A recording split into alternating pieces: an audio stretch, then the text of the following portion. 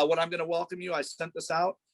Coach, if you want to introduce yourself, you want to introduce the players, you want to talk a little bit about your strengths this season and kind of what you expect. And then we will open it up for the media to have questions of you and your players. Okay? All right, great. Go ahead, awesome. Frank. The stage is yours.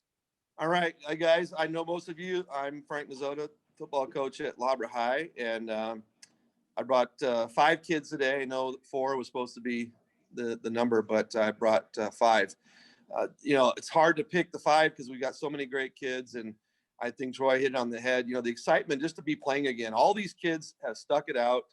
They've been out here. We started after a little bit of June. We came back in August, and we've been going ever since. And the idea that the kids came out every day, not even knowing if we'd really play, I think is a testament to them and their ability to, delay gratification. And everybody knocks teenagers these days, and all that kind of stuff. All they do is on their phone. All they do, these guys were here, and without having that promise of playing, they showed up and worked hard. So I couldn't be more proud of them. I'm just happy that the seniors get a chance to play. They are a close group of kids. The seniors are very close.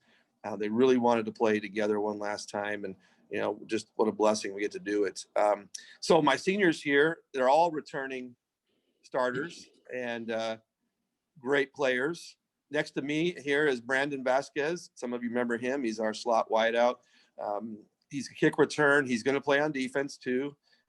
He's electric with the ball, over 1,000 yards receiving a year ago, 71 receptions. He was one of our top targets in the slot. He's dynamic. He's going to do everything. The idea is to try to get him the ball as much as we possibly can. That's not going to be a mystery. I'm not trying to. There's no we're not hiding anything. Everybody knows what we're going to do with this guy. Next to him is TJ Patu. He's our guy. He's going to play Pac-12 football at Colorado. He was a strong safety last year, and before COVID, he was on track. I think TJ can probably remind me better than anybody. Were you close to about 230 last year before we went home? Yeah. I mean, he's really grown into that linebacker spot. Every bit of 6'4", and just physically gifted kid. He was a high hurdle champion in track, and we missed track last year. It would have been fun to see him do it again, repeat that. And I couldn't be more excited about him playing that linebacker. We actually moved him closer to the line of scrimmage this year. He's not a strong safety anymore. He plays on the edge as a pass rusher. He plays in coverage. He'll be all over the defense, that's for sure. And next to me over here on my left is David Sanchez. He's our 3-year starting center. Started as a sophomore and a junior, and now a senior. He's definitely proven his worth in the middle. Great. We're in shotgun every snap, and everybody knows how difficult that is. There's no play without a shotgun snap. And he has that mastered. And like the other guys, I forgot to mention, but all these guys are going to go on and play, after high school for sure. If you have questions, you can ask them about that. The other gentleman next to him is Mason Ellis. He was a starter last year at one of our defensive end positions. And having him return on the front is really nice, to have a little bit of stability there and some of that leadership that we need on the defensive side. And on the far end is Elijah Salval, started at guard for us next to David. Elijah is going to be guard and tackle and basically doing whatever we need him to do necessary for the team to have some success. All these guys have been great leaders, and I think, when you can start with the O-line and work your way back, I think you got a chance to be pretty good. And the same with the defense. I've got TJ and Mason here. If we can start on the defensive front and move our way back with some good leadership, I think we got a chance to be a good football team. So if you guys have any questions of me or the kids, that's fine. I could give you the strengths real quick. I think, like I said, the O-line, 4 of the 5 kids return. We went all the way to the semis last year and absolutely lost a heartbreaker, of a lifetime to Grace Brethren on the last play of the game, which we had won with 19 seconds to go and would have been in our 9th final, and just wasn't meant to be. And we went and played that team that had, some stellar defensive front guys, not nearly as good as Missions last year, but right there, close. And I think that, having that group return again, is just great place to start. And then you got Brando and a couple other receivers that obviously aren't here to help out a young quarterback is really going to be important on the offensive side. And, Mason and TJ up front on defense. I think we got a couple really good ones. We got another defensive end opposite Mason, who's going to be really good, I believe. We have a nose guard returning from last year who played some, but he's a big boy. I mean, he's every bit of 6'2" and darn near 300 in the middle. And, then again, a couple younger guys in the secondary. So we're going to need all the help we can, up front to be as good as we think we can on defense. I got a question for Frank and Brandon, if I can, Eric Sonheimer. The question is, there is no ring this year. There are no playoffs. And for both of you, what is the attitude going to be like for this year? What are you playing for? And how this evolve, you think, down the road? Because talking to people, it's not necessarily about winning and losing. It's about trying to give everybody an opportunity to play, enjoy, have some fun. But also winning does matter a little bit, I would think. So if you could give us both your attitudes going in here, how you're going to handle this. I'll mute myself. Well, first of all, the attitude going into this is definitely we want to win every game no matter what. 6-0 is the goal. I don't think anything less of that would be expected or a goal. Since we only have 6 games, we want to win all 6, and we want to win them scoring as much as we can with dominance. I feel like after not being able to play for so long and the waiting, everyone just fired up, and we just want to play and we want to go and give it all out. As long as we leave everything out on Friday night and everyone else on the field does the same, I feel like that's an accomplishment for us. Hey, I'll ask a question. Steve Fryer here. Hey, what's up, Fryer? How you doing, bud? It's good Good. chatting with you guys, and whoever wants to answer this. This is a player's question. What's Okay. the game? And Frank, you can pass this off to whatever player. Just make sure the player IDs himself, so we know for sure. What game are the fellas most looking forward to playing that's on the schedule? Go ahead. Introduce yourself. Hello, sir. My name is David Sanchez. Hey, David. I think 100% definitely the game we're most looking forward to is Mission. Yeah. That's just Go the ahead. game that has the most hype. That's the games, we work most hard for, playing the top dogs. So, I think that's definitely the game we're looking forward to the most. And I got a quick follow-up. Did any of you guys play club football during this off season? And if you did, what was your summary of it? Steve, I'm sorry. Repeat that again. We were on mute first. No problem, guys. I just was asking if any of the boys played any club football and what their thoughts of that experience was. Whoever wants to answer that. Go. Yeah, my name is Elijah Salva, and I played club football, and I think it was, pretty much all of us played club football, and I think it was a cool opportunity to get out there and play and to get back into it, and I think it was a cool experience to go through. Thanks a lot. Whoever wants to ask questions, go for it. I can go. Hi, Frank. Hope you're doing well. I'm curious, when we last spoke, I think it was 3 guys in the mix for your quarterback spot. Do you have any update there ahead of the season beginning in a couple weeks? Thanks. Frank, you're on mute. I'm trying to decide which mute, that kind of thing. Right now the plan is that we're going to be playing a sophomore. We had 2 going into this thing battling out, and we think we got the one we're going to go with starting against Mission. And, I think someone mentioned it. The bottom line is we want to have fun at the best we can, but, the idea is to win, and we're preparing this kid to go out there and help us win, and I think having the leadership around him is going to make the big difference. But he is a talented kid. He's smart. He can really throw the ball around real nice. Like, everybody knows we do. We like to throw it around. And I think he fits that really, really nice. Can you say his name, please? Oh, Justin Gill, Gil. Okay, thank you. Thank you. Frank, James Escarciga. Hi, James. How are you, sir? Good. Answer this for me. Maybe the guys can also answer it as well. If If I would have asked this question to you back in January that you were going to play in March, what would you have told me? Yes. I told the kids all along we were going to play. And what was your thinking behind that? I just know how things go, and I pay attention, and I just knew we were going to play. You know, things change so fast. That's all I told the kids daily. Things change in a heartbeat, and I can see things were going to change. And lo and behold, they did. And here we are playing. Now, it did happen fast. That's the crazy part. I said it would happen fast. Holy crap. From, on a Friday, yep, you're playing, and get your gear on and schedule a game. I mean, we're scrambling to find a game, and, it happened fast, just like we thought. But I knew we were going to play, James. There's no doubt about it. Quickly, because your time is almost up. What's the testing situation at La Habra? Have you figured it out yet?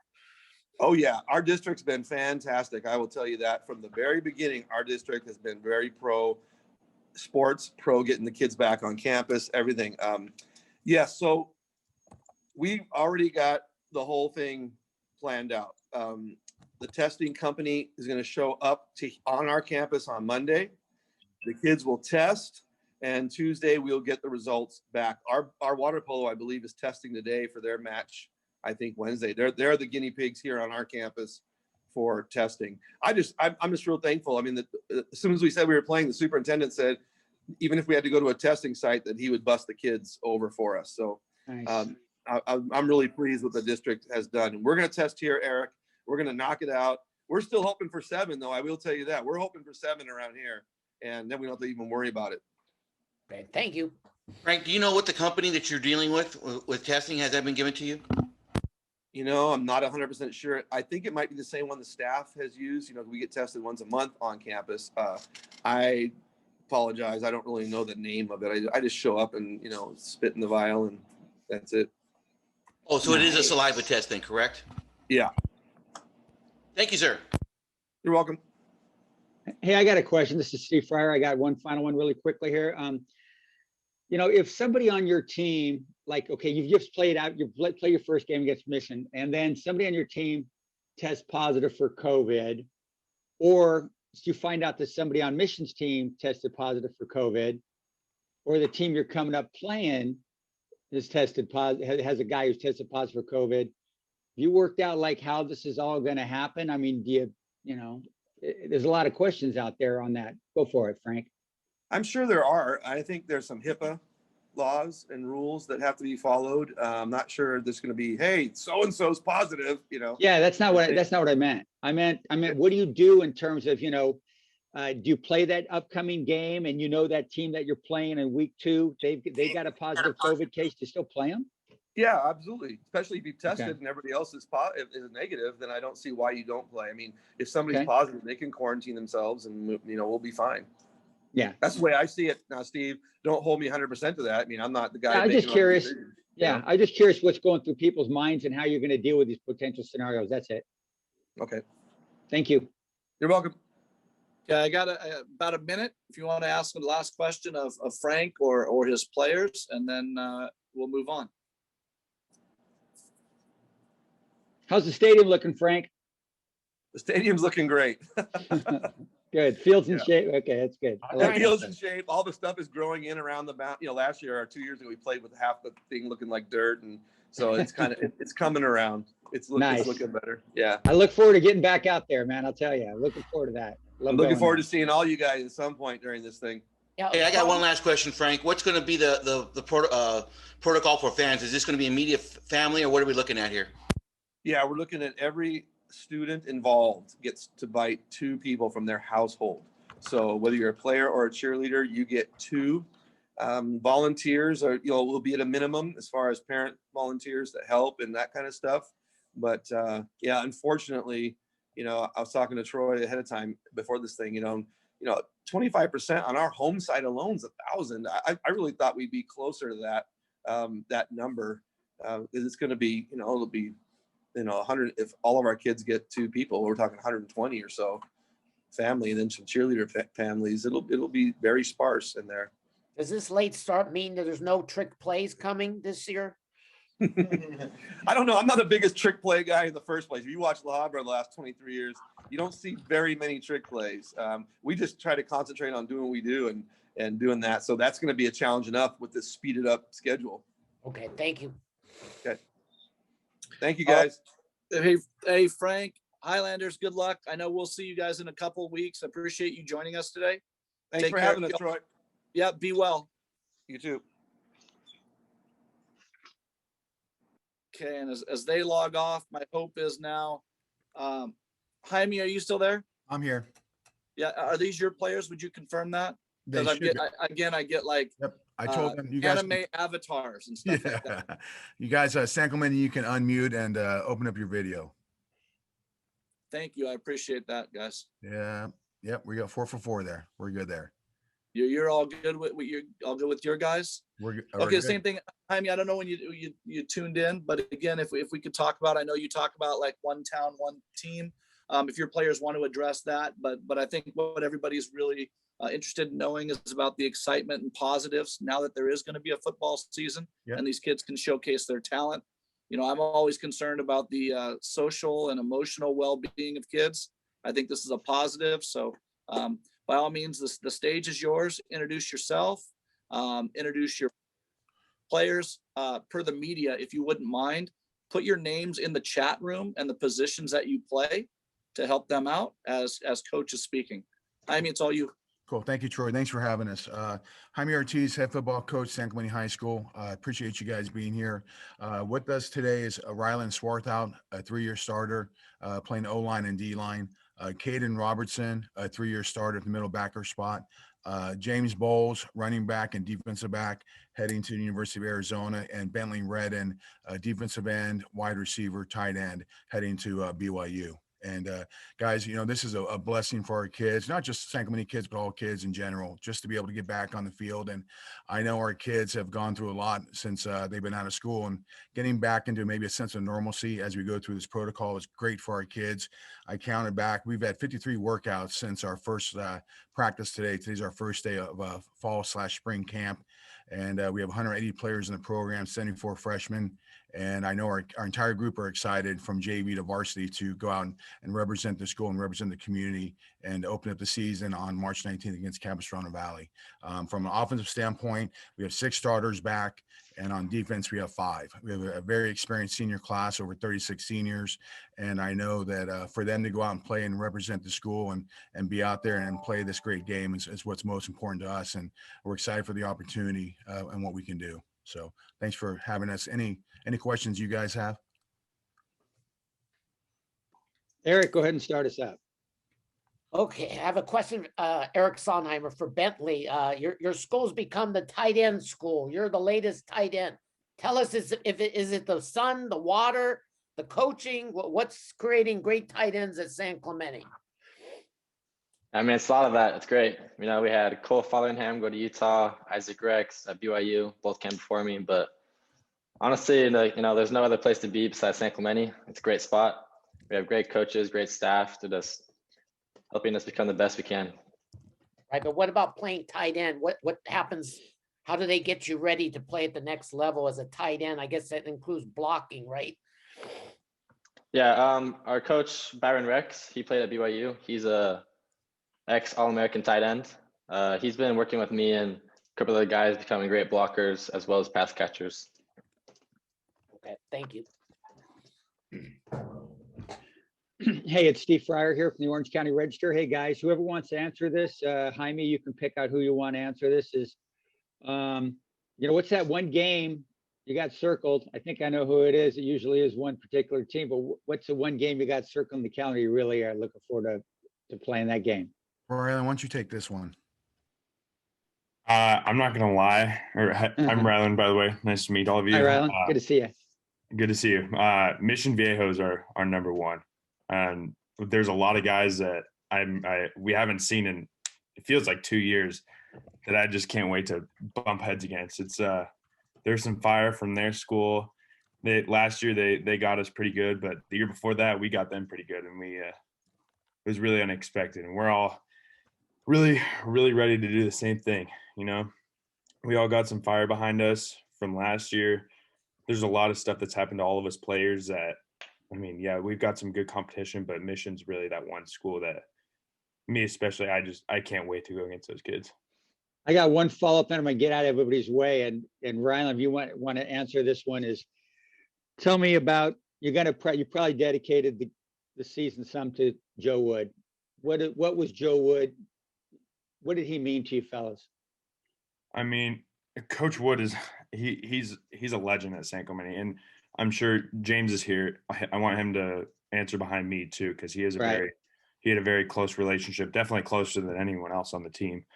But Coach Wood just speaks for himself. You know, I don't like saying he was, because I feel like he's still around us all. You know, at practice, you know he's watching over us, and that you can't even explain it. Just the way he coached, the way he was there, his old school kind of way of coaching. It was something that we really needed. You know, there's so many different types of coaches that, you know, they're a lot younger and all, which is great.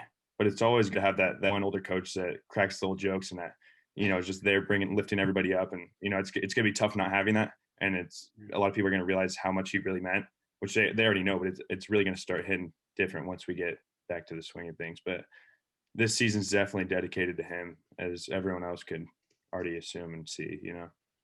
And then James, if you want to speak behind me on that too, I'm sure everyone wants to hear you talk. Hi, I'm James. Coach Wood was a hero to me. Like, if I was having a bad day, knowing I had practice and I knew Coach Wood was going to be there, like, I knew just seeing Coach Wood, him kind of smile on my face every day at practice, just made my bad day become good. Just seeing him and him working with me, like, even my junior year, every morning, me and him go work out like 5:30 in the morning. And he would come pick me up, he would work out, and then I'll go to school. And after we'll go back to practice. So this year I'm playing my senior season for Coach Wood. Thank you. All right, hey guys, Zach with the St. Clemente Times. Hopefully you guys can hear me. My internet's been a little spotty. It's obviously been quite a while since the season, and Rylan kind of touched on it. You guys still have some fire behind you, and that was what my question was. The way that the last football season ended for you guys, it was such an up and down thing with, you know, controversies during the season, and then, you know, at the end when you guys get removed from the playoffs. Is that something that still sticks with all you guys, Coach Ortiz, and then, you know, a couple of seniors? Yeah, you know, for me, yeah, it didn't end the way we wanted to, but I think every year is a new journey. And our kids know that what's in the past is in the past, and we can focus on the future and what we can do right now. And I think our kids haven't forgot that moment, and neither have I as a coach. But I also know moving forward, this is a new year of new kids and a lot of 3-year starters coming back, and they're excited about the opportunity to play again. And Kaden, if you want to answer that. Yeah, you know, I think about, you know, how that whole season ended last year, and you know, it left a bitter taste in my mouth, and you know, they canceled the whole playoffs in the state and everything. So that's kind of frustrating, but I mean, there's nothing I can really do about that. So, you know, one of Coach Ortiz's mottos is to, you know, control what you can control. And so what we can control as of now is go out and play our butts off and do what we can do with the opportunity that we have been given as of now. So, yeah.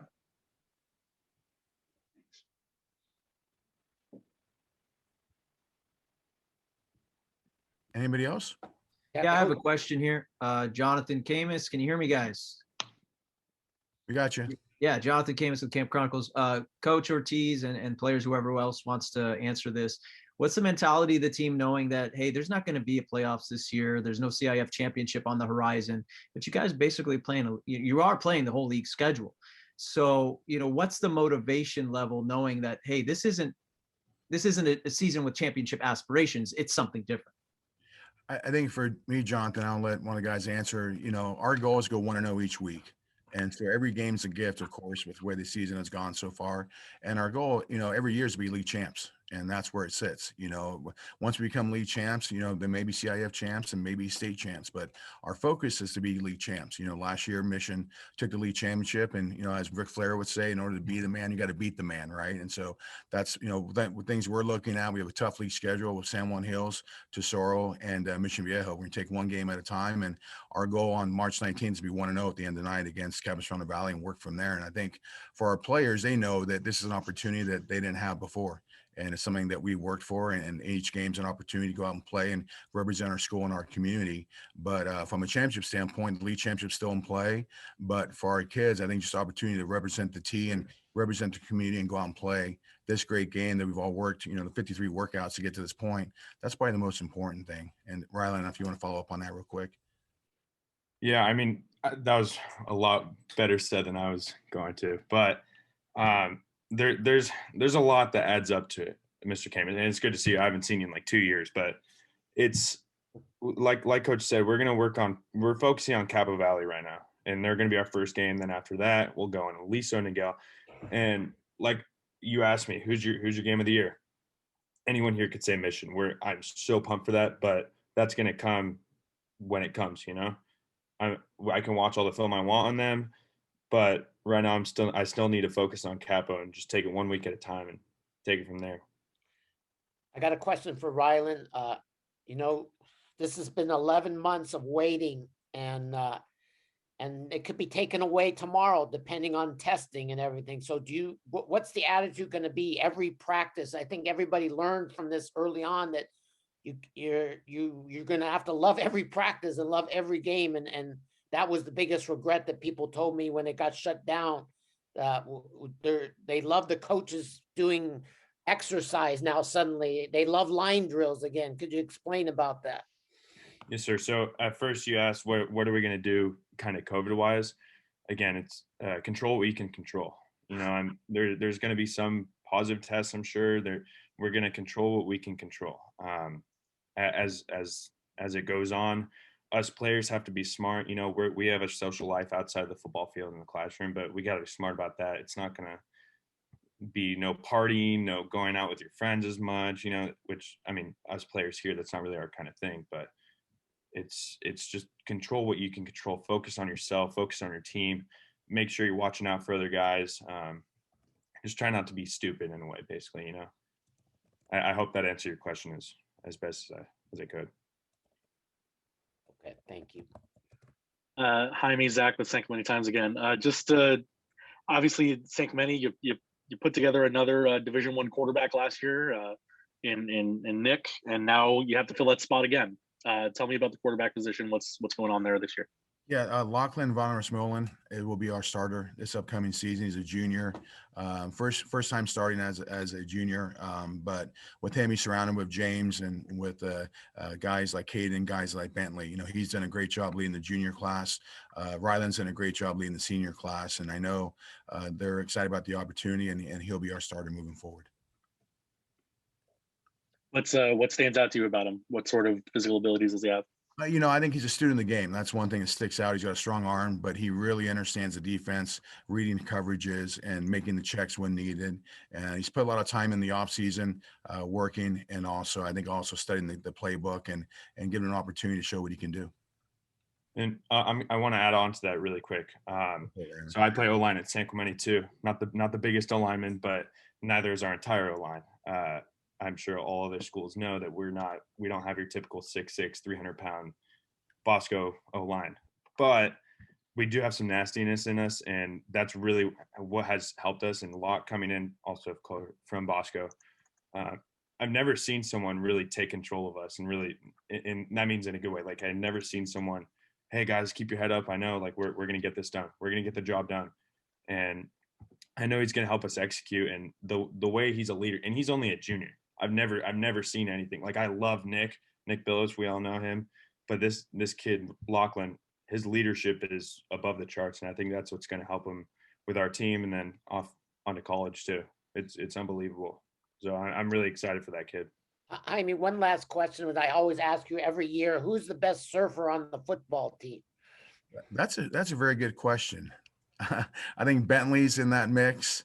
We have a couple other seniors, but I think, Bentley Redden's probably one of the top guys. They're down in Sano and representing, grabbing some Pedros on the way home. But that's definitely a good way to cross train during this time, was getting out in the water. I know Steve Fry would agree to that. It's a good thing for our kids in our program. It's a nice flush at the end of a workout to go jump in the ocean. But I think our kids are excited to be back on the field. All right, thank you. Yeah. Any other questions? I know we got about a minute left. Is Roelen going to be your assistant head coach? You know what? I'm going to miss him. A 3-year starter for us, and I know he talked about Lachlan very well, but Roelen is our rock, and he's been through a lot himself personally, and as a player, he's grown so much, and he's done so many things on and off the field, and he's by far.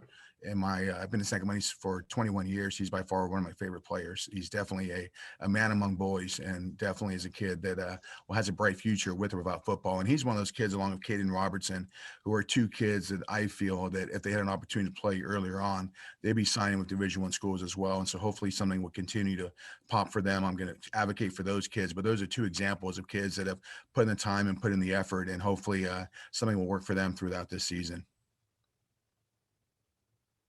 Anybody else? Thanks, everybody. Appreciate it, guys. And as you guys mentioned earlier, we dedicate this season to Joe Wood. We're on the line for him, and I know our kids are excited about the opportunity to play, but more importantly, represent him and his family. So appreciate you guys being here. Thank you. Thank you. Joe, you guys can go and log off. Thank you. Thanks, San Clemente. Thank you, guys. Next up, if you guys have it, is Mission. Chad, are your guys logged on? All right, so with me today, I have Jaquez Robertson, returning running back, going to Northern Colorado. I have Maven Anderson, returning receiver, going to Cal. Easton Mascarenas, returning linebacker, going to Oregon State. And then Micah Carrion's coming on here. He's having a little bit of issue. As soon as he gets on, he is going to NAU, Northern Arizona University. Easton is a 3-year starter. Maven's 3-year starter. Jaquez, kind of 2.5. He was Jamari's backup and played a ton his sophomore year. And then Micah, a 3-year starter as well. So we definitely have some great players coming back. And we're all very excited to get this season underway, even though it is a little bit abbreviated, but we're still very excited and very fortunate. Coach Johnson, we've already had La Habra and San Clemente on, and Steve Fryer asked each one, which is the game they're looking forward to, and each one mentioned Mission Viejo. Why is that? Yeah, I mean, I think probably a multifaceted reason there. Obviously, San Clemente and us have a great rivalry that dates back a number of years, and that's become kind of like the key matchup there in the South Coast League. I think that San Juan Hills coming into it is going to be very interesting as well, being the state champions or CF champions, from the Division IV level. They have a lot of really good players, and Tesoro with job Coach Poston does is really good. So they're always tough. So we're definitely not looking past anybody. Obviously, La Habra, I was a little bit surprised to see that they're a number one game and the game they're looking forward to. And it seemed like just listening to their players talk, they weren't very happy that we beat them last year. They're pretty, you see on their faces on Zoom, I was watching, they were pretty upset about it. So we got to get ready for that game as fast as we can and hopefully ready to go. But yeah, I think, as being fortunate enough to be one of the top public schools in the area, that creates a giant target for you. And so people are gutting for us, and we know that, and we accept the challenge, and we're getting ready for it right now. Hey, Coach, Steve Fryer here. Quick question on the quarterback role. Who's got it? We're going with Caden Samanza. So, going into the year, we had 4 quarterbacks. And then obviously our quarterback, Peter Costelli, is at Utah. Burns, who is a phenomenal athlete, is also a great baseball player. And he has decided to just play baseball. So therefore, by default, Caden Samanza won the quarterback job. He's a sophomore. And then we have a freshman backing him up in Ryan Hansen. So we definitely have had some interesting things happen, with the COVID and how it's affected our team that maybe hasn't affected some other schools. But we're going to do the best job we can. And I know these seniors are really excited to get started. I had a quick question for Maven. Lots of players who have signed had to decide whether to play or to wait for the fall. What went into your decision? What were some of the issues that made you decide you wanted to play right now? Oh, well, I talked to the Cal coaching staff. I talked to Coach Toller, and they said I was all good for it. So they're kind of supporting me right now. And as far as my decision went, it was definitely kind of I started freshman year, sophomore year, junior year with like all these guys in the senior class coming up, and I just kind of wanted to finish out my high school career with these same guys. So it was pretty much that feeling of kind of finishing it out strong with my guys, pretty much. Thank you. I'll fill one in here. This is Steve Fryer asking a question. Whoever wants to answer it. You guys play club ball? And if so, what was your thoughts on it? None of these guys played club football. Okay. Thank you, Chad. Yep. Easton, you did the same as Maven. You decided to play. I guess Oregon State also said it was okay, but kind of discuss what went into that, because some people aren't playing, and I'm sure the school's happy you're playing. It was easy. It was, if we had a season, it was full go. That was on my part at least. The Oregon State coaches, as long as it didn't interfere and give me, because we end in April, so as long as I had a little time to rest up before I got up there for summer ball, they were all for it too. It was kind of my parents who just the risk of injury and stuff like that, but you know, it's just like Maven said, I get to go play with my brothers again. So it was an easy answer for me just to get out there and play with my friends again. Thank you. I got a question for any of Elliot. I'll ask you, Easton. I'll ask you this question. All the players got Mission. All the other teams have Mission Viejo circled on the calendar, you know, without saying something negative about somebody else. But who's that one team, that one opponent that gets Easton Massacre and is really fired up to play when you see them lined up on the other side that's on your schedule? For being honest, I don't like any team on our schedule. Like, if that's how I'm being straight. Nice. I heard a lot about San Clemente. That's one that, you know, I don't want to say too much, you know, stay home. Right. But I gotcha. they're the best. Thank you. Gotcha. Thank you. Sure. Coach Johnson, your wife said that she's hoping not to go into labor on a Friday night. What's the prognosis here? Well, we're 3 centimeters dilated right now, so I could be sprinting to the hospital in any second. So I'm really hopeful that it happens and comes before the date, which is March 13th. And so yeah, if Coach Mazzotta sees me sprinting out of the stadium on March 12th, everyone will know what's going on. It's not that I have the runs; it's that I have to go to the hospital for the birth of my 3rd child. So we're excited about it. We thought we had it planned out correctly, and what do you know? COVID came in, and now we're in the middle of it. So it is what it is. We're gonna do the best we can. That's great. Okay, thank you. Yep.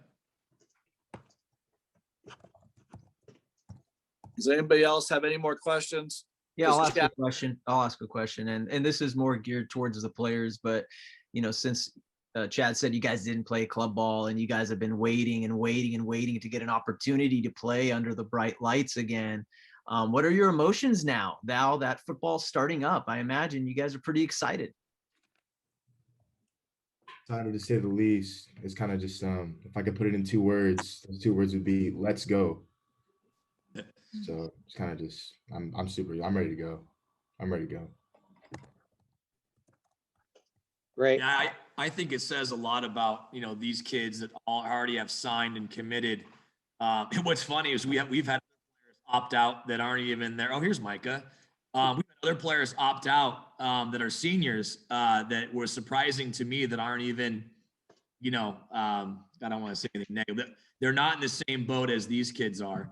And it was surprising to me to see that, but hey, every family's going to make their own decision, what's best for them and their child. But, you know, I can't say enough good things about these kids that, you know, they want to finish this out with their brothers. You know, these kids that you're looking at right now have been playing youth football, you know, their entire life with the 4 of them. Micah, Maven, Easton, and Jaquez, and the rest of them have grown up playing in the Mission Viejo Cowboys football program in the local Pop Warner here. It's now called the Trojans. The Cowboys folded, but whatever. They grew up playing that, and they want to finish this out together, and they don't really care, you know, when it is. They just want to finish this ride out. And so I know, you know, I really appreciate that. You know, we kind of get the bad stigma all the time of, of, you know, we're like a team that's like almost like a Trinity team. We have players from everywhere, but that's really not the case. And we, you know, we don't get a transfer quarterback from Bosco or anything like that. We have a bunch of homegrown kids. So, you know, these kids have been playing together since little. I mean, Jaquez, Easton, when did you guys first play together as players together? 4 years. We started what, like 4? 4 or 5? Yeah. So you're talking about, you know, these kids have been playing together since they were 5-6 years old on the same Pop Warner team, and now come through a mission, homegrown, and we, you know, we're really excited about them and getting a chance to finish out their senior season the right way. Hey, Micah Carry on, you on board? Is Mike on board, Chad? Yes, sir. I'm here. Sorry. Yes, get your Hey, video Micah, screen on, no Micah. problem. I got a question for Micah. Who's that? You know, you're still lining up at nose guard, right? Yes, sir. Who's that one player on the other side that you really like battling, who really challenges you and brings out the best in you? Who's that guy on the other side? Well, during practice, that one guy, I love going against Joey Garofalo. He's our other senior on the O-line. He gives me good work every day. Unfortunately, I used to love going against JT Hand, but he left. Yeah. How about in games? Is there anybody on one of the opposing teams that when you played him last year, it was kind of a handful for you, and he's coming back and you're going to play him this year? Well, against San Clemente, I think Aiden Colson, I've been going against him every single varsity year I've played. And I think this year, our senior year, is going to be a battle. Okay. Very good. Thank you. Thank you.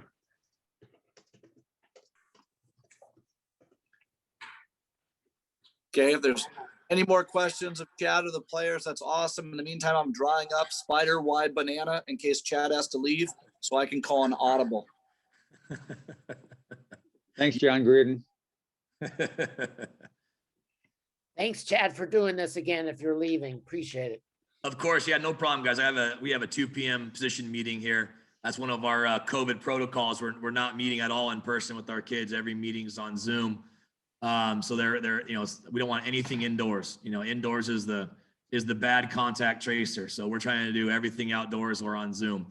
So I stay away from any indoor contact tracing, I think, is the key to this whole thing. And then, as Frank said earlier from La Habra, I think the other key is trying to get to 7 by next week, so we can, you know, omit the testing process. That will really help. And then, like we've talked about with these kids, you know, as you guys asked Frank about it and discussed a little bit, I think that was a great point. Like you guys asked, well, what if you only get 1 game in? You know, and it's like, yeah, I mean, that's how important each game is. Coach Ortiz related to it by going 1-0. Well, it's even a bigger thing to go 1-0, because who knows if you play 1 game and there's all of a sudden the giant spread and all your opponents have to cancel and forfeit, like we saw at the college and NFL level sometimes. You know, we don't know how this thing's going to go. So every game is that much more meaningful, and you know, we do have to go 1-0 each week. And you know, you always say in football, like the cliche is play every game like it's your last, play every snap like it's your last. I mean, with COVID right now, that could very well be true. You know, or you could be like this. You could be like, okay, next week we're supposed to play Tribuco. All of a sudden there's an issue, and now you're trying to scramble in the middle of the week, try to find a game on Friday, and you're just going to go play it. You have no idea what they run offense, defensively. You just go play a game. So, you know, we're down for whatever, you know, whatever this brings, but you know, our players are ready to go, hopefully. And you know, we'll take on La Habra March 12th. All right. Okay. Thank you all. Hey, guys, go log off for me, please. Appreciate your time. Thanks, Chad. Yep. Thanks, and, Yep. Hey, next up is Capo Valley, and Sean, you're on. Sean, are your players on yet? Hey guys, how we doing? Yeah, Hey, I'm getting my Coach. players signed on right now. We're in the same room. We kind of spread out a little bit just to follow the guidelines here, so they're still getting logged on. But all right, thanks, Troy. Thank you, Chad. First of all, those guys for setting this up. It's a great event. We're excited to be a part of at Capo Valley, and like I said, I have a few guys joining me today. It's going to be Hayden Cook, D'Artagnan Maciel, and Justin Richardson. We're trying to get Jacob Pontius as well to zoom in with us. But yeah, I mean, to talk about kind of this group, we're so excited to take the field with these guys. I mean, they dealt with a lot of adversity when I first got here. Being hired in March, we were obviously behind the clock as far as getting things going and schemes and getting our culture kind of established last year. So we really kind of feel like this year we're a team. We're a family. We can count on each other. We know each other more. We have a better understanding of what we're trying to do on both sides of the ball. So we're excited about that. And then, on top of that, this group of seniors have really kind of stuck with us the whole time, which I know certain schools have been dealing with different challenges and obviously with the guidelines and what you were permitted to do and changing schedules and all that just kind of seemed, like a lot of adversity for those guys to keep taking on over and over. And they never batted an eye. They never complained. And they kept the faith the whole time that we were going to get this opportunity. So I was really ecstatic once the guidelines got changed and we were able to get this thing going. So what we think we're going to be this year, I mean, we got obviously D'Artagnan Martial, our quarterback, coming back. Really excited about him getting an opportunity to show the jump that he's made this offseason. He's got all the talent in the world, but there was obviously with live bullets coming last year, there was a growing up that he had to do that we felt he needed to take this offseason and approach the classroom, the X's and O's, and taking care of the ball and just owning the offense and being able to get us in a position to succeed. So we're really excited for him to kind of show everyone that he has made that jump. And behind that, we have a class of 21 seniors, like I mentioned. So some guys with a lot of experience. This program was in the semifinals 3 out of the last 5 years. So a lot of football has been played here. A lot of these young guys coming up have an expectation to win. So we're trying to keep that rolling. Hey, Sean, Steve Fryer here. How you doing? Hey, Steve. Good to see you, buddy. Good to see you, sir. How many returning starters you got? Returning starters, we got, I think, 6 on the offensive side and 8 on the defensive side. 8? Nice. Okay.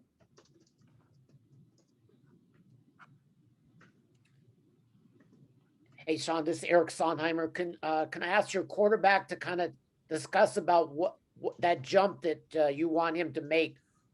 How has he been working in the offseason? Because nobody has seen him for 11 months. Right. I don't know if Dart, are you ready to go, or you want to come sit over here? He's jumping on right now on his computer. Why don't you just come sit over here? Oh, he's good. He says he's joining the meeting right now. I see Hayden's up there. D'Artagnan's got one of the more difficult to spell last names in Orange County football. He does. I'm excited that I actually can pronounce it and spell it without having to look it up, finally.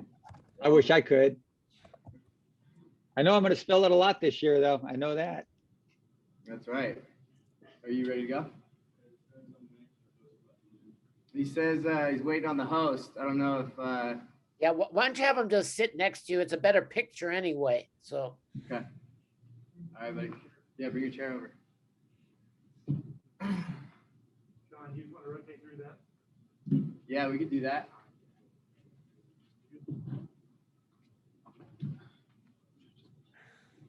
Yeah, that's fine. All right, here he is, D'Artagnan. They're asking about just kind of the jump you made and what you've been doing to get better. Well, I think that, we had a club season this year with OCLE. I think I got better at reading defenses and understanding how we can attack the defense and just all around, just understand the offense with our guys, day in, day out, practicing our plays and just getting better all around.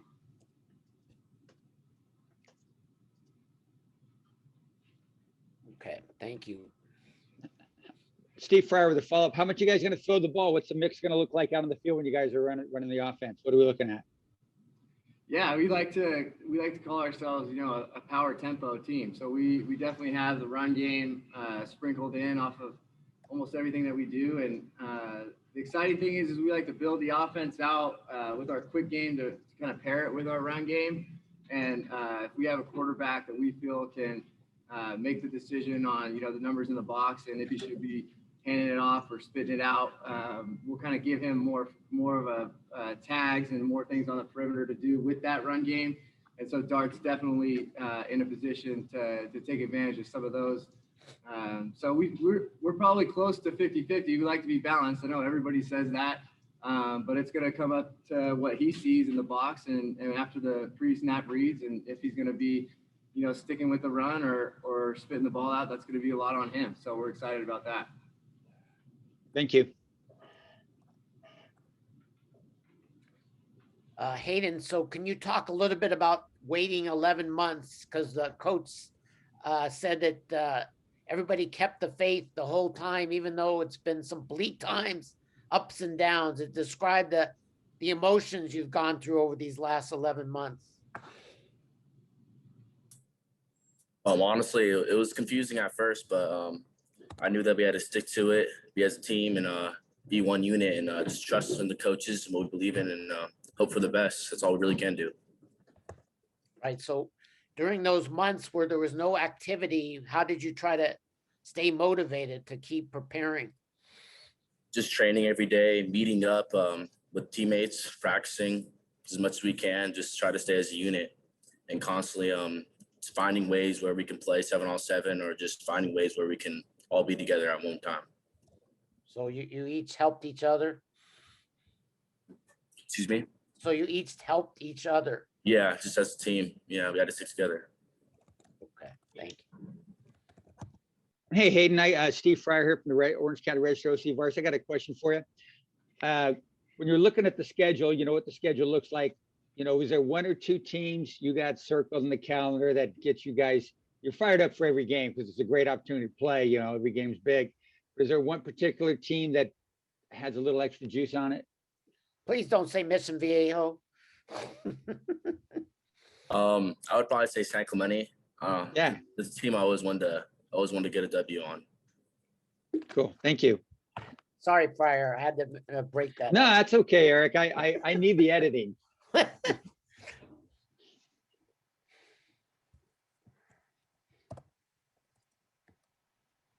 And Coach, did you lose any players for other sports? Because some of the schools have multi-sport athletes had to make a decision. Have you lost very many to other sports? Yeah, I'd say baseball is probably the main sport that was difficult for us to keep, those guys in it full-time football, because baseball always had a pretty good idea that they were going to get to play. So when we got word that we were going to be able to go and had to change the practice schedule to 5-6 days a week, that's really kind of where when the hammer came down and had a few kids had to choose between baseball and football. And we had 2 kids choose baseball.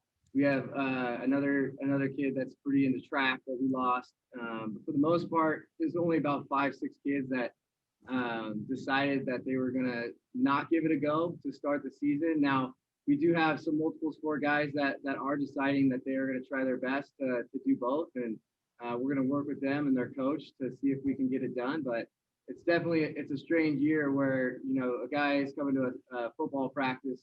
Like we just had a practice on Saturday, and then he's going to a baseball game, right after. So usually those multiple sport guys are kind of used to that when they grow up. That's kind of how it is. There's a lot of travel ball baseball and the travel basketball, and there's definitely guys that are used to it.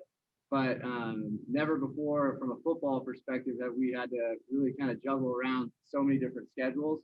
Luckily, we got parents and coaches that are supportive and letting these kids try to do whatever they can do. Okay, thank you.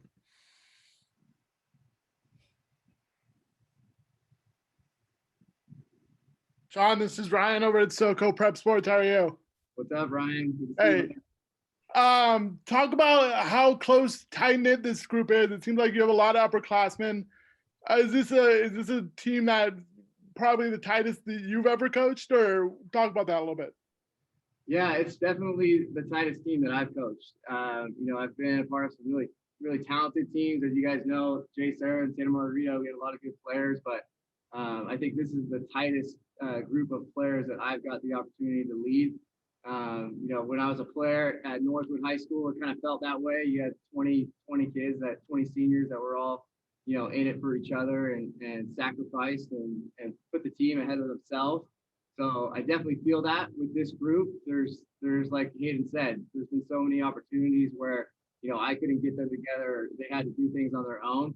And it was impressive to see them kind of stick together through it all and do what they needed to do on their own until we could get to this point to make sure that they're ready to go. But I'm always kind of preaching that with these guys. I think the best teams are player-run teams. You know, there's only so much motivation and stuff we could do as coaches. Can't go out and play for them. But when your best players are your best leaders and your best people in the community, I think that's when you're looking at a special season. Did you say anything specific, or was it more like they came to you and said, we need to step up? They kind of took it upon themselves early on. I know, you know, just the backdrop of our school with so much success for the last 5 years, and then coming into last year, you know, we had some games that we felt we should have played better and didn't come out on top. That you know, there's kind of that chip on the shoulder with this class that they want to prove to the previous seniors, you know, that they're going to keep Capital at the level that it's been at and take it even further than we've ever gone. Sounds good. What's up, Rob?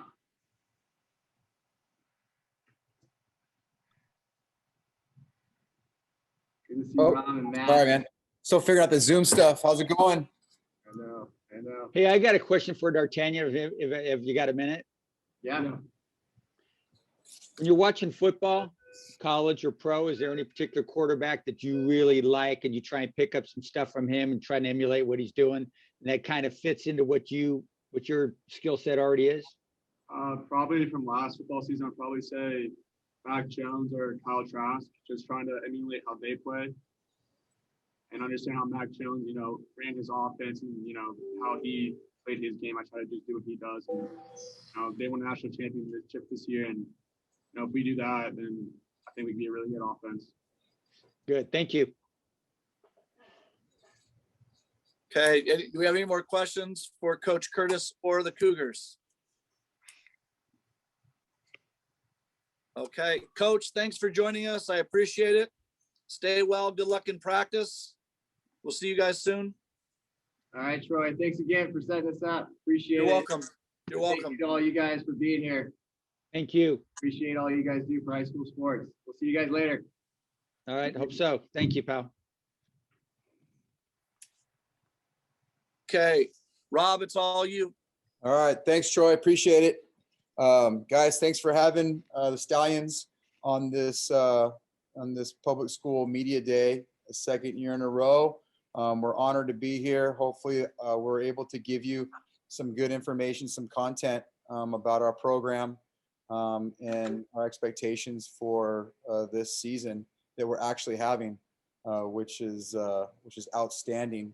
What does it mean to stay at home and play for your local high school? I think it's kind of what high school football has. It's the foundation of high school football and high school sports in this country. You know, you start to talk to a lot of guys from the past, and they talk about playing in their town at their school, or they talk about, you know, playing with their buddies, the kids that they went to junior high with, or the kids that they played youth sports with, wherever that is. I think there's a tremendous amount of value in that.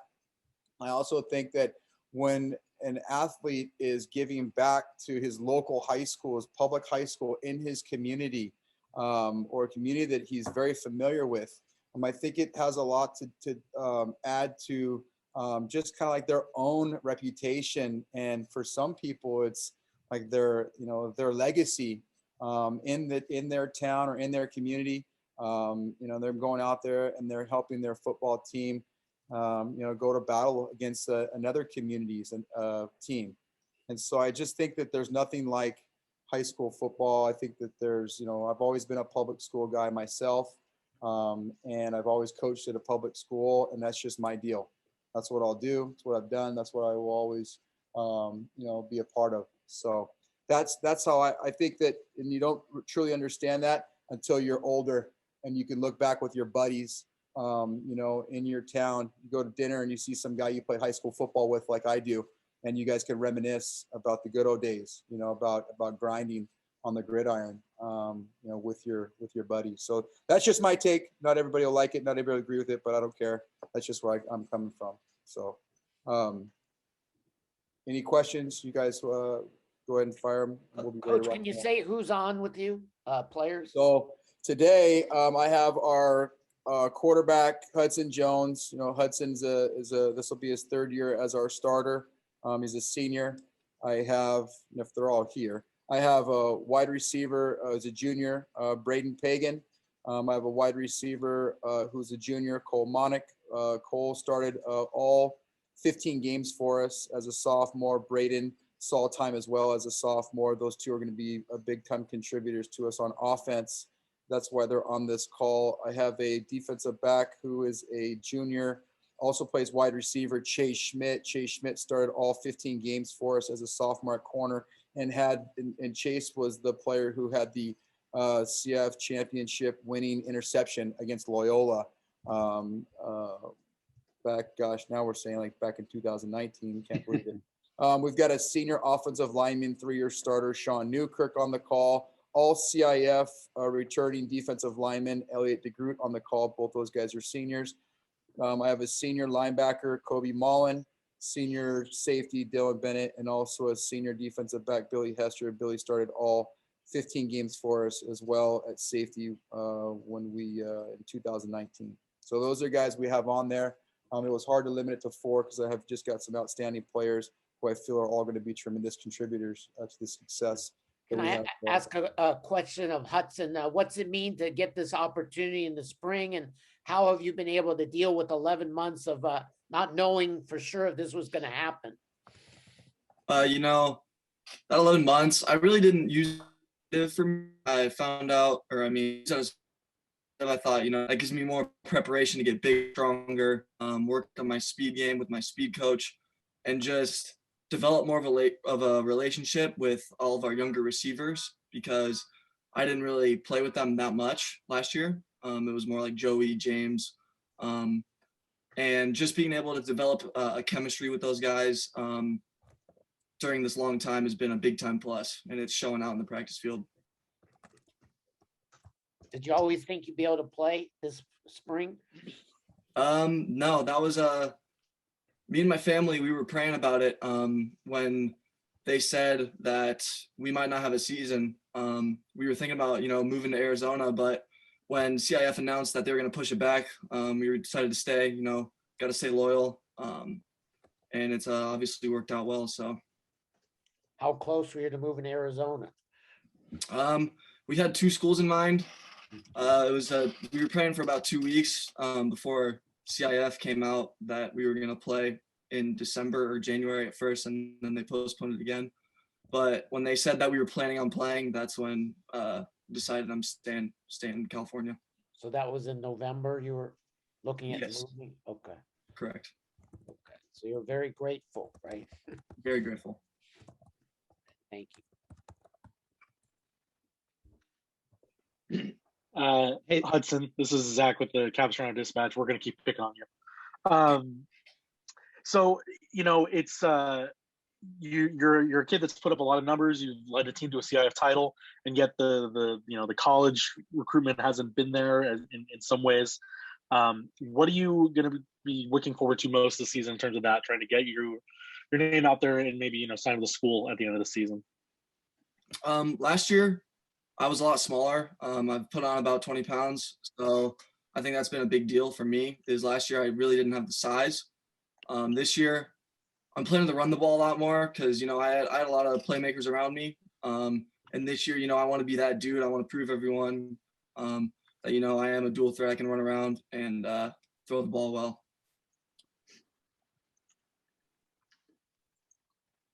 Hey, this is Steve Fryer from the Orange County Register. You got Sean Newkirk on the line there, Coach? Yeah, we do. Sean, make sure you unmute yourself. Tell me when you're ready, Right here. Sean. Gotta about take care of my lineman buddies. Hey, you played both sides last year? No, I only played left tackle. Okay. You're left tackle again this year then, obviously, yeah? Yeah. Who's the one guy, that's coming back and you're going to line up against this year, Sean? who's that one guy that you'd look forward to, really challenges you and brings out the best of you? Or maybe it's a couple guys that you're looking forward to lining up against coming up soon. I wouldn't say I have a specific name to like call out, but I definitely just say Tesoro. You know, it's just school rivalry, just getting up and against the trenches. I mean, we're just all pumped for that game. All right, thank you. So Rob, you've coached some very good quarterbacks. You've produced quarterbacks who threw many yards. Give us the rundown on Hudson and what's his height and weight now, too. Well, Hudson's about 6'1", 185 or 90 pounds. I guess it depends on the breakfast. But he's done a wonderful job this offseason, as he mentioned. Controlling what he can control. He can't, genetics say you're going to be as tall as you're going to be, and that's fine, but you take what you got and you make the most of it. And what he has been able to control is putting on muscle mass, functional muscle, and his preparation. And so for him, I mean, what's so valuable to us is that this is his third year as our starter. He earned the spot as a sophomore, and he's never taken a snap off unless for some reason we're pulling him by our choice. But he's done a great job, so that experience is going to be huge for us this season. He understands our offense very well. He's very accurate with the football. His arm has gotten stronger.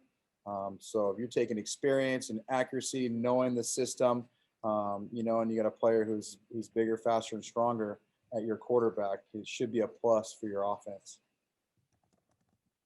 Hey Rob, Hey guys, this is Ryan over at SoCo Prep Sports. What did you learn from that 2019 playoff run? I learned that if you are sound in all three phases of the game and you score more points than your opponent, you win. It's like, honestly, Ryan, we just went with run the football, right? We run the football first, that was able to set up the pass for us, play really good defense, and if you can control the clock and you can score, you put some pressure on your opponents, then you get out ahead of them, and then you force them to maybe drop back and throw the ball a little bit. Bad things happen, especially in high school football, when a lot of systems are not as advanced. The quarterback is looking at one or two guys, and that's basically it. And then you got to look at teams like, are they a three-step drop team, a five-step drop team, a seven-step? What is it that they do?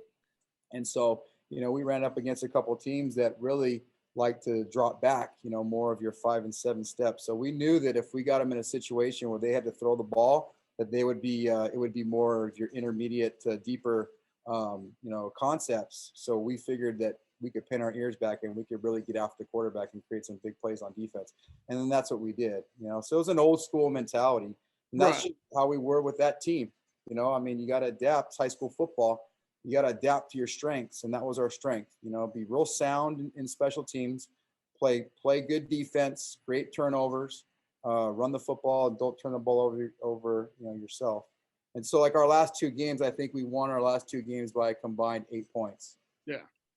It's all, and that's it. We were just ahead at the end of the game.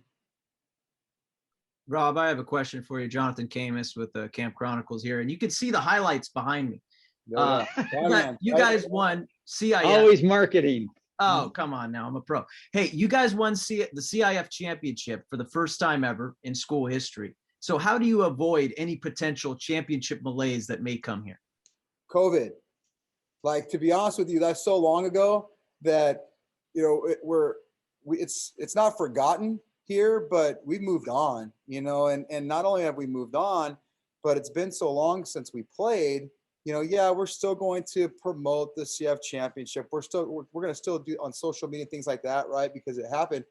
But now it's a new focus. We thought that we didn't have football, and now we do. We're cherishing every single game.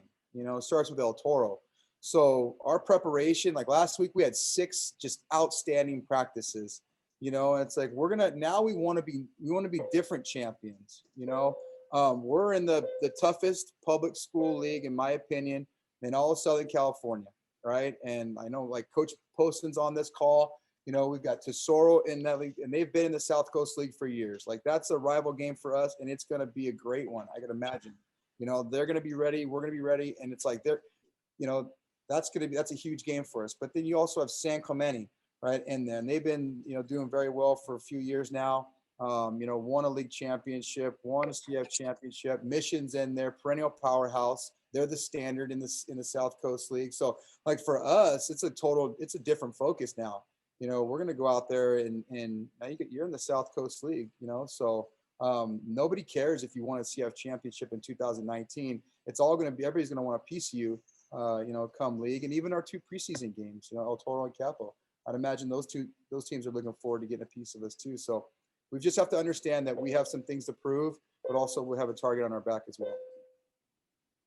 Hey guys, this is Zach with Capital Dispatch. I'm going to ask a question for Elliot and Chase over on the defensive side of the ball here.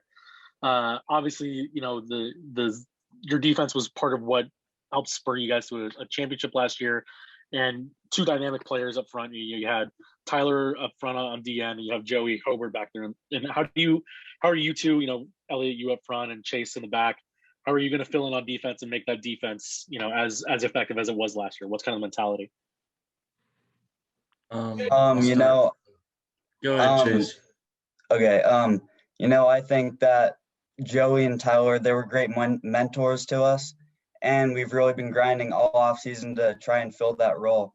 And I think that with Coach Sylvie, our defensive coordinator, he's a really smart coach, and I just think that we're ready to go. We've been grinding and we're hungry. I agree. I think like that with Tyler down with the D-line, he helped me like figure out some new moves I could do and test out this year. And with Sylvie, he's a mastermind. He can do anything and help us be in the right place at the right time and make some good plays. Yeah, just and to follow up, guys, just talk a little bit more about Coach Sylvie, because he's, you know, whether I can't even remember some of the names that we've had over the last few years, but he dials up those blitzes. He knows when to hit it, and it seems like you guys just have a lot of fun playing in the system. Yeah, he makes it super fun for at least the D-line, and like by adding crazy like pressures, like there's some where we get to stand up and just really get after it and do what we want, honestly.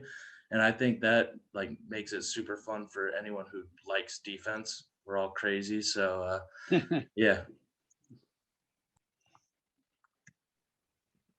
Perfect. Rob, anything in closing before we move on?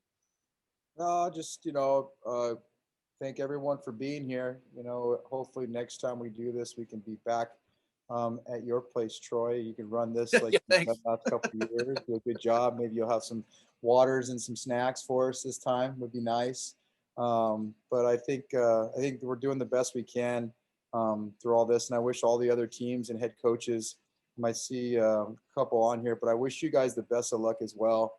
You know, through all this, I think we're fighting a good fight. You know, us coaches, and especially public school coaches, just keep doing what's best for kids. You know, and I respect all of you, and I wish you the best of luck, and I wish your kids the best of luck and health, and just hope that everybody gets through this, you know, this unique time, this unique season, and everybody gets what they want to get out of this. You know, because we are playing football, and you know, it's a great thing for the kids especially, but I think for everyone, you know, football fans, you know, it's bringing some energy and some life into something that was pretty deflated, I think, for a little while.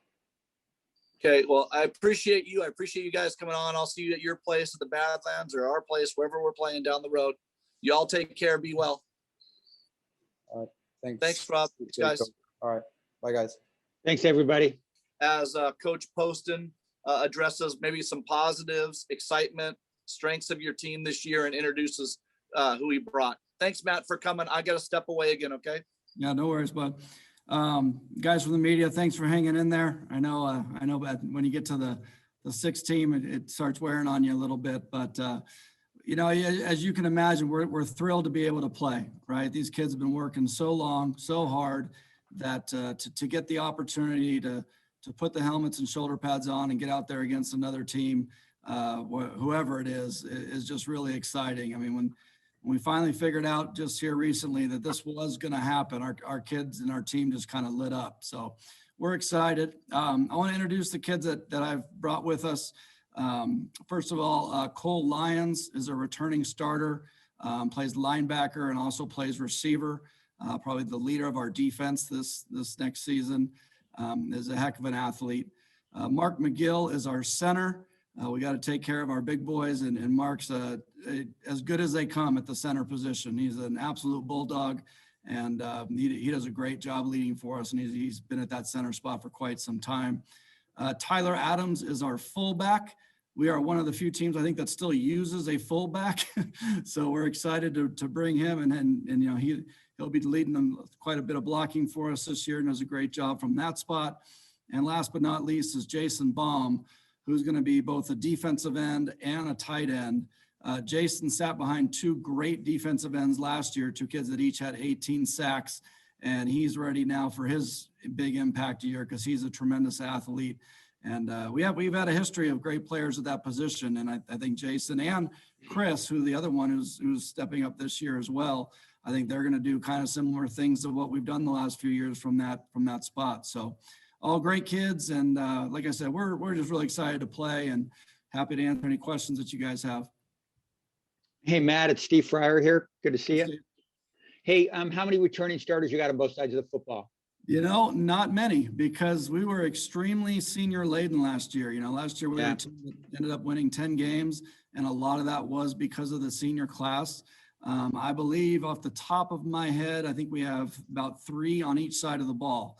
But we have a junior class that's kind of paid their dues and is ready and is excited to take, you know, those positions which are now open. So, you know, it's funny, as I was watching some of the other things, you know, it's not a respect thing, but when you ask people who they're looking forward to play, or, you know, I think we're a little bit under the radar this year just because people realize the situation that, you know, we had this team last year that lost a lot of kids, and they don't know who's coming up and who's ready to replace them. So we'll take that role if that's what we don't get it a lot. So if people are kind of looking biased, I don't know if that's the right word or not, but you know, we're excited about the kids we have and getting out there ready to compete.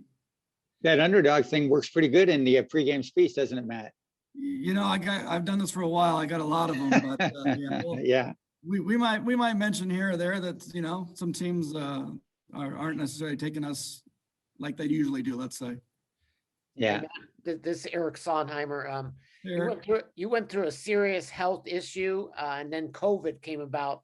So I wanted to get from your perspective how you've been able to handle this, if the break really helped you a lot in the end, and how you're going to try to deal with this now, because you are one of those that could be affected in one way or the other. True. You know, I was very fortunate. I had an amazing doctor that found a problem before it became a major problem. And I had a fantastic surgeon that fixed it for me. You know, I was able to get back to my normal life inside of a couple of weeks. I believe it was 3 weeks after surgery, I was able to rejoin the team. Since then, everything's been good. I've made all the progress that I'm supposed to, and had my checkups, and everything is going as it should be. So, you know, in terms of COVID, I think I'm doing what everybody else is doing. You know, when I'm near people, I have my mask on, and I'm trying to avoid situations where there's lots of people. But at the same time, I got a job to do as a teacher and a coach, you know, and in our district, we are back at school, you know, with, you know, limited numbers, but, you know, the teachers are here just about every day. So, you know, it's just following the protocols that are given. And then, you know, I'll be taking the vaccine next Sunday with my opportunity to do that. So, but well, I really appreciate that question. I do want to focus on these guys who are here as well. Thank you.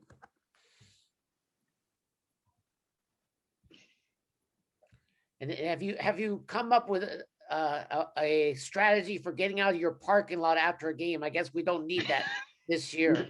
You know what? This might be the easiest year to ever get out of Tesoro with limited capacity. So I know how much you guys you love that opportunity to sit there and wait for about an hour after game. No, we think you guys got, you know, you just get busy writing your stories anyway. So hopefully it's not too bad of an inconvenience. The one positive of COVID is you can get out of the parking lot faster, right?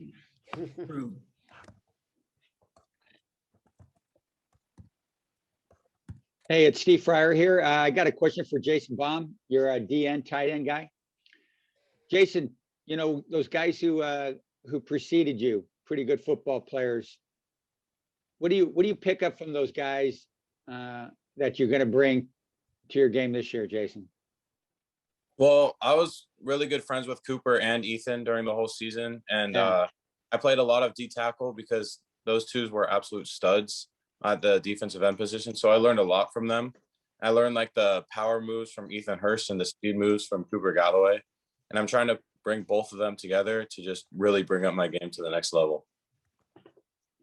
What did you learn from playing inside that kind of opened up some things and make you a little bit better, maybe with the hand-to-hand stuff on the outside?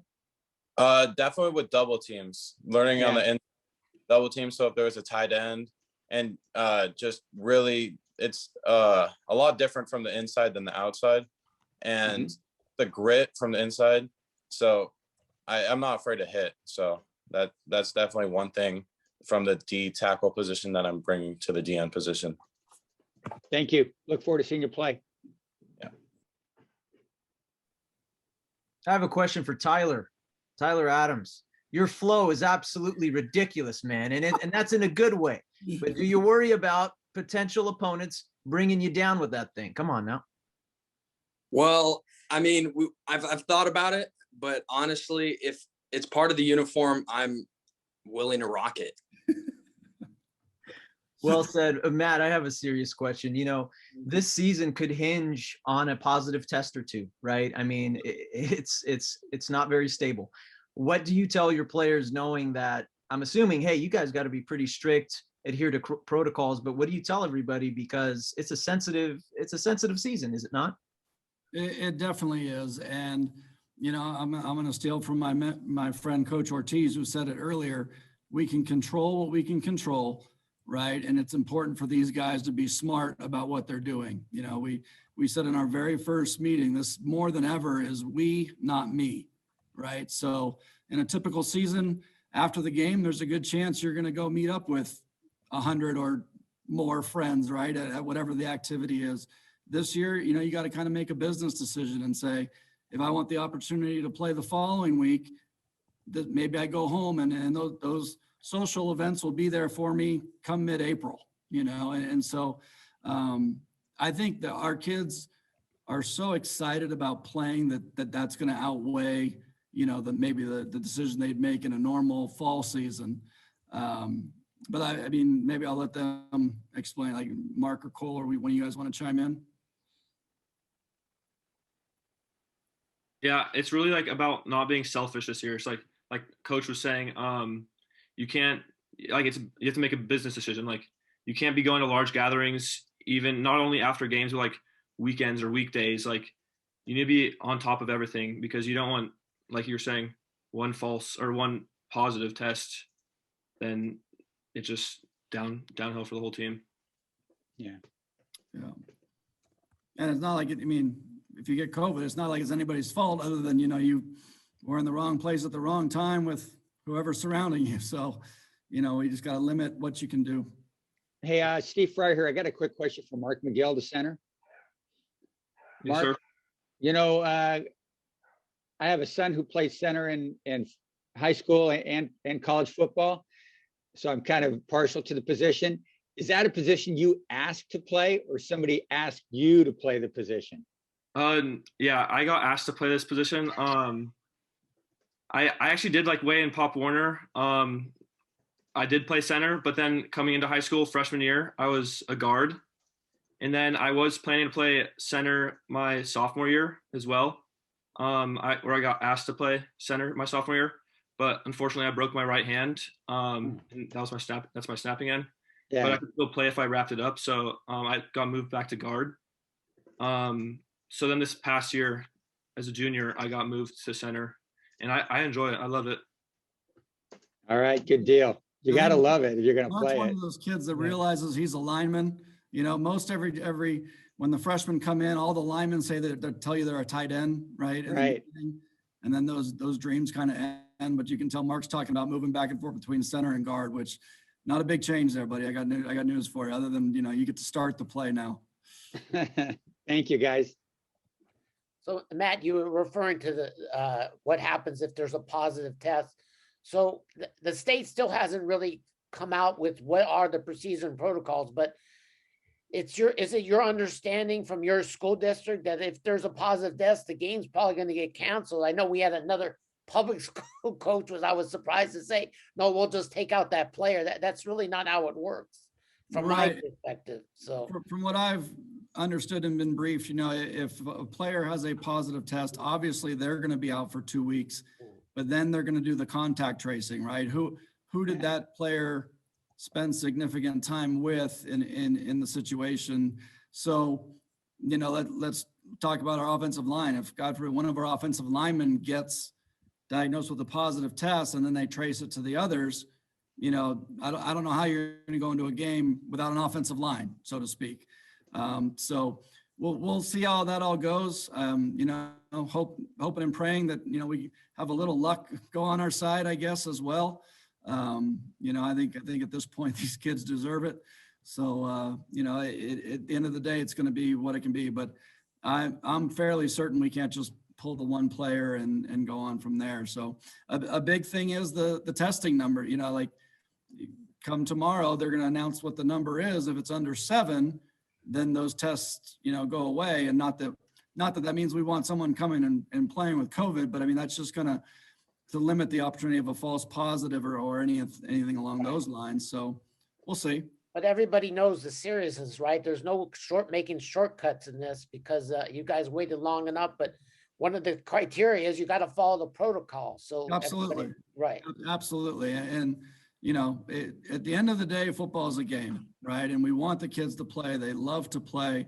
But this is also, you know, for some people, from what I've noticed, it seems like COVID kind of attacks people very, very differently, right? Some people, it's kind of a bump on the radar and knocks them down for a couple of days and they march right back. And then other people, it's catastrophic. So certainly don't want to downplay or not understand what it is and just what our country's been going through for the last year. But, you know, with these guys, the research says that they should be able to do it. So that's what we're going off of. And that's what, you know, now us being the 50th state to play high school football, I know it's worked, and talking to coaches from across the country that they got through it and, you know, it worked for their kids. So, you know, from that angle, we want them to play. Thank you. Mm-hmm.